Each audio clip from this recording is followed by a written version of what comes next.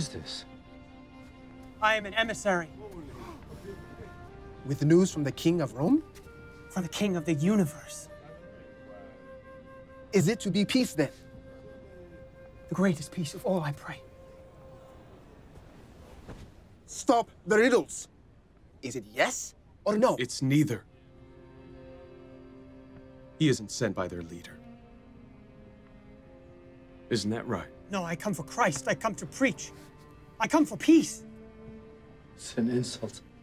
If this is their answer, we should kill them.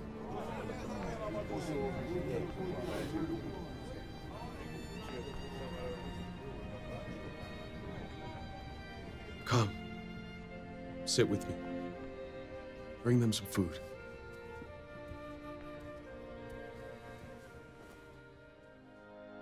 Christianity was not foreign to Sultan al-Kamil, and many of his subjects were Christians. I think he's following his own religious beliefs. Jesus is a larger-than-life figure for Muslims.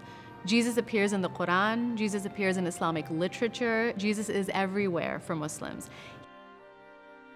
He is a worker of miracles. He is he becomes the champion for those who are oppressed and those who are weak, and that is how Muslims view him throughout history. He's referred to in the Quran as Christ, the Son of Mary. There's a whole chapter in the Quran dedicated to Mary. Jesus comes into existence because God wills it.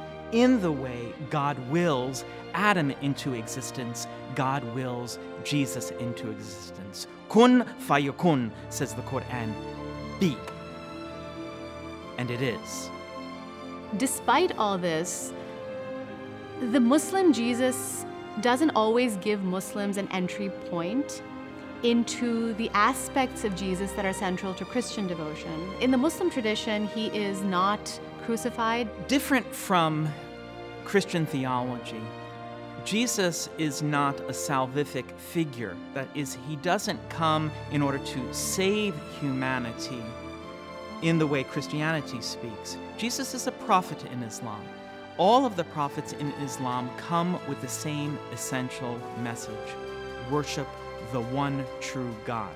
He lives a life of piety, and he lives a life of practicing what he preaches. He is taken up to God, and he stays with God, and he will come back at the end of time as a redeemer of all humanity. In the spiritual teachings of Islam, Christ is also a figure of emulation, that one can be a saint of the Christ, a Christ-like saint, to adopt the sort of the characteristics of Christ in their saintly practice. There is a passage in the Quran that speaks of Christian monks in a very positive way. It says that their eyes fill up at the sound of God's name.